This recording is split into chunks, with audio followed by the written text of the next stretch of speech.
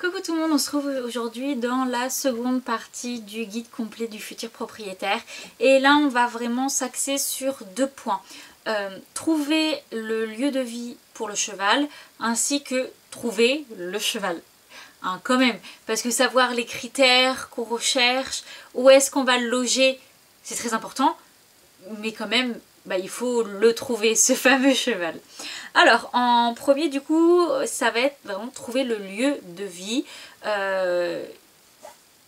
Il existe tellement de possibilités de type de logement pour son cheval.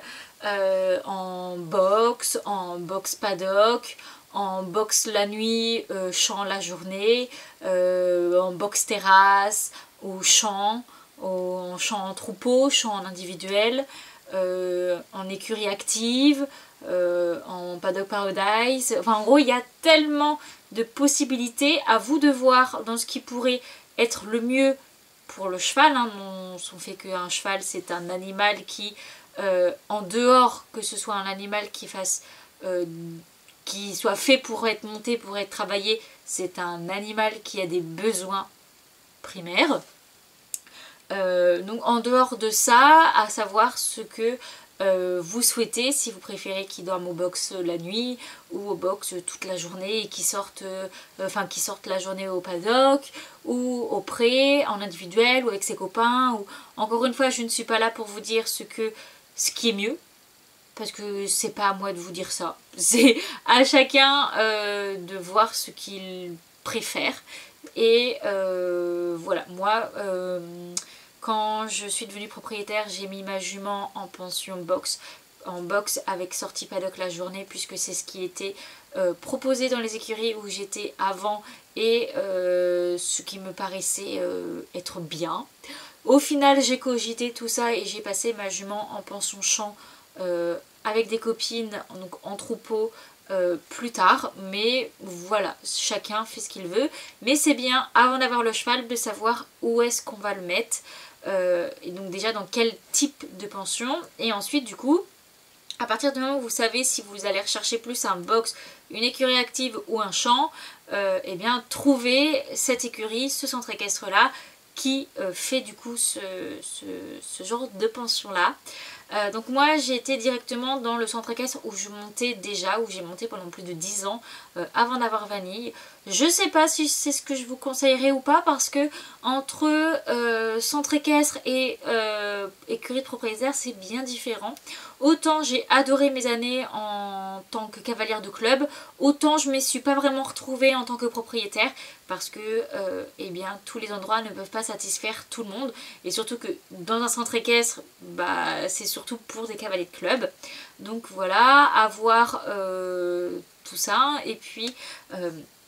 voir par rapport au niveau des régions. Par exemple, moi je sais que je suis en Normandie, en Basse-Normandie, les pensions, il y en a tous les 10 km tu as une pension. Donc voilà, moi c'est pas compliqué, j'ai du choix. Je sais que dans certaines régions il n'y a pas beaucoup de choix, surtout par rapport au type de pension que l'on recherche et par rapport aussi au niveau du prix. Ça sert à rien d'aller mettre son cheval dans une pension, admettons, qui soit loin de chez vous et super cher, juste pour que votre cheval soit méga bien, parce que peut-être que votre cheval sera méga bien, mais que vous n'aurez pas l'argent pour le laisser longtemps dans cette pension là, ou vu que c'est loin, vous n'y irez pas très souvent. C'est absolument pas français, mais je pense que vous avez compris ce que je veux dire. Il faut réussir à faire des compromis un peu dedans. Voilà, voir par rapport à où est-ce que vous habitez, le prix que vous pouvez mettre dans une pension. Ça ne sert à rien de se ruiner dans la pension, parce que, ok, par mois, c'est plus ou moins la partie la plus chère que va nous coûter notre cheval, mais il n'y a pas que la pension. Il va y avoir tous les à côté, le matériel, les produits de soins, il va y avoir les professionnels de la santé, ostéo, dentiste, shiatsu par exemple, ou masseur, ou tout ça. Alors ok, c'est pas tous les mois, mais par exemple il y a le veto qui lui, on peut l'appeler à des moments qu'on n'avait pas forcément prévus, ou ce genre de choses là. Donc ça ne sert à rien de se ruiner dans la pension si après on ne peut plus trop assumer les autres frais. Donc voilà. Et ensuite du coup ça va être à partir du moment où vous décidez de trouver un nouveau lieu par rapport, pour votre cheval par rapport aux endroits où vous montez avant d'être propriétaire, ça va être de faire le critère vraiment de ce que vous recherchez, donc en tant que propriétaire et en tant que cavalière. C'est pas parce que voilà on a un cheval on va absolument qu'il ait tel ou tel mode de vie. Si vous voulez absolument un mode de vie en particulier et vous trouvez une pension qui a l'air géniale mais par exemple qui n'a aucune infrastructure pour monter et que vous voulez aller faire du concours complet en amateur, ça va pas être trop... Il faut vraiment réussir à matcher entre vos valeurs, vos éthiques par rapport à la vie d'un cheval, mais par rapport à vos objectifs de cavalier, par rapport à tout ça. Donc par rapport aux infrastructures.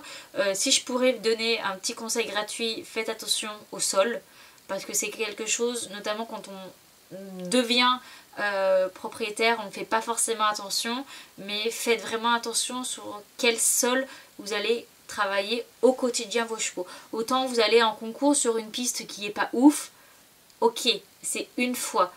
Autant travailler au quotidien sur une piste qui n'est pas bonne, voilà, et ça peut causer des problèmes par la suite. Donc faites attention au niveau des sols et aussi par rapport au personnel de confiance.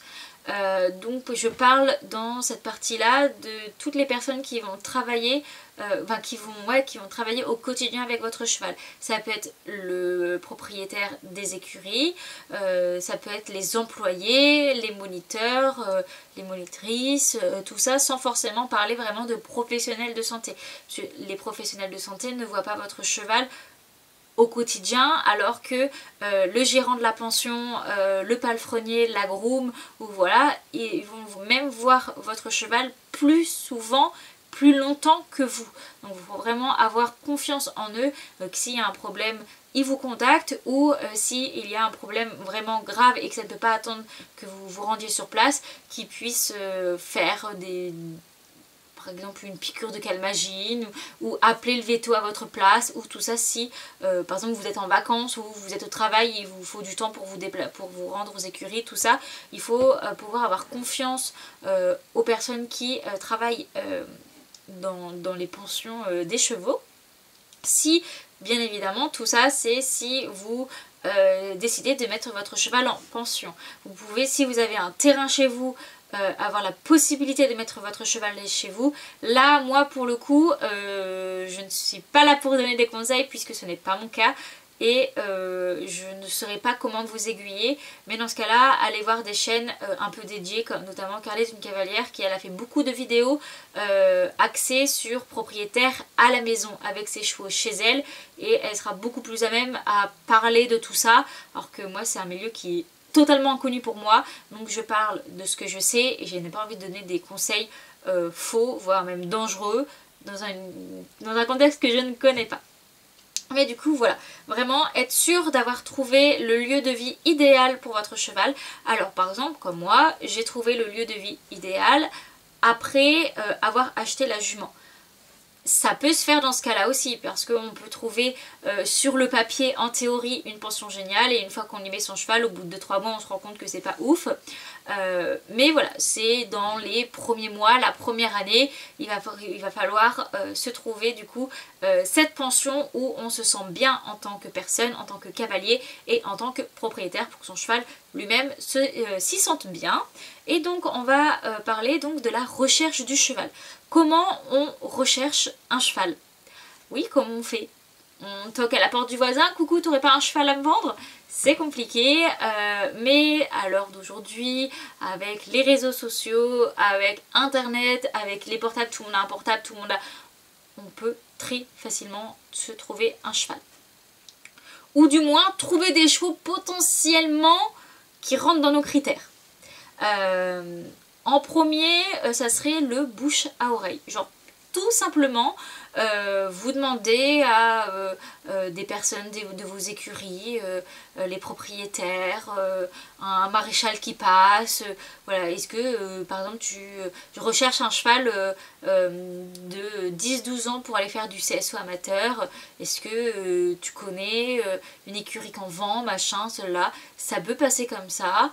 Ou alors aller voir directement des structures qui s'occupent de ça, donc des structures d'écuries de valorisation, de commerce, ou alors il y en a qui font comme de l'achat-revente, j'aime pas cette expression, mais là c'est le seul mot qui me vient en tête. En gros ils achètent des chevaux souvent en lot et ils les revendent en individuel.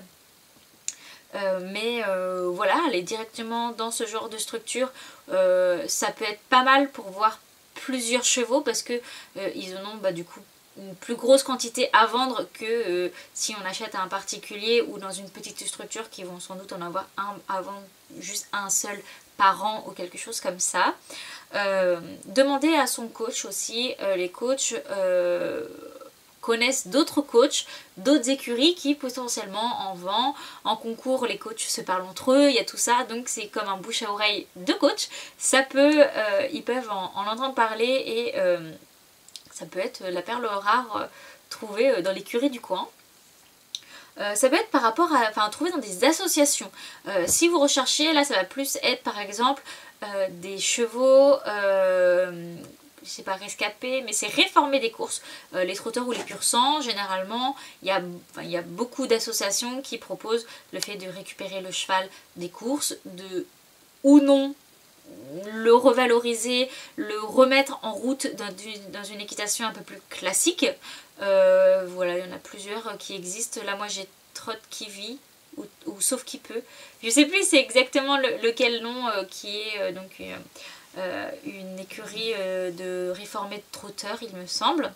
Donc voilà, et sinon, ça va être sur internet du style Le Bon Coin, Cheval Annonce, Facebook, tous ces trucs là, et il y a aussi donc des sites un peu spécialisés dans la vente et l'achat de chevaux comme Equirodi. Il y en a plusieurs, mais pourquoi je vous cite en particulier Equirodi? Parce que c'est sur ce site là que moi j'ai trouvé les chevaux que j'ai été essayer, je les ai trouvés sur ce site là, et c'est là notamment que du coup j'ai trouvé Vanille. Je trouve que c'est un site vraiment pas mal puisqu'on peut vraiment filtrer et ça va être un filtre vraiment intelligent, c'est vraiment fait pour vendre et acheter des chevaux. Donc par exemple comparé à Le Bon Coin où tu vas juste par exemple marquer cheval, ils vont te mettre du poulain à l'étalon, au cheval de club, au poney de 19 ans, où il va y avoir de tout. Autant là tu peux vraiment filtrer sur la discipline que tu veux faire, à terme quel type d'épreuve tu veux faire, amateur, club, pro, si tu veux par exemple un pair en particulier pour ton cheval, l'âge, il va y avoir quoi, la robe je suis pas sûre, donc il y a la race, il y a la localisation, enfin en gros il y a vraiment pas mal de choses qui permet vraiment de filtrer et d'avoir que ce qui pourrait vraiment te correspondre. Et pour le coup c'est là que j'ai trouvé ma vanille. Mais voilà, c'est le genre d'application qui est vraiment pas mal je trouve. Après il faut savoir être patient. Regarder tous les jours il va y avoir des nouvelles annonces ou alors des prix qui vont descendre ou ce genre de choses là. Et voilà, ça va être la petite partie compliquée, mais voilà, recherchez et vous allez bien trouver, finir par trouver des chevaux qui peuvent correspondre. Pas forcément à tous vos critères, hein, comme j'en ai parlé dans la première vidéo. C'est bien d'établir une liste de critères, il faut, mais il faut pouvoir se dire que certains critères ne seront pas respectés. Après, il faut vraiment se donner des critères où là, il faut absolument. Par exemple, moi c'était je ne veux pas de jeune cheval, mais je ne veux pas de vieux chevaux non plus. Je veux vraiment entre 10 et 13 ans. Et voilà, c'était vraiment ça, c'était mon gros critère qu'il ne fallait absolument pas dépasser ni dans un sens ni dans l'autre. Et après tu fais des petites concessions par-ci par-là. Mais voilà, il faut avoir ces critères plus ou moins définis pour pouvoir vraiment faire sa sélection et pas aller voir un peu n'importe quel type de cheval. tout et n'importe quoi et au final se retrouver des fois dans des trucs, dans des aventures un petit peu bizarres. Mais du coup voilà ce qui est pour la recherche du cheval. Être patient, regardez tous les jours ce qui se passe et voilà, vous finirez par trouver le cheval de vos rêves. Donc en tout cas c'est fini pour cette deuxième partie et du coup dans la prochaine vidéo on parlera d'aller essayer d'aller à la rencontre de ces chevaux. Quels conseils je pourrais vous donner, quelles seraient les questions à poser, comment se passe un essai, comment savoir si c'est un bon essai ou pas, voilà tout ça. Donc j'espère que la vidéo vous aura plu, on se retrouve une prochaine fois pour une prochaine vidéo. Bye bye!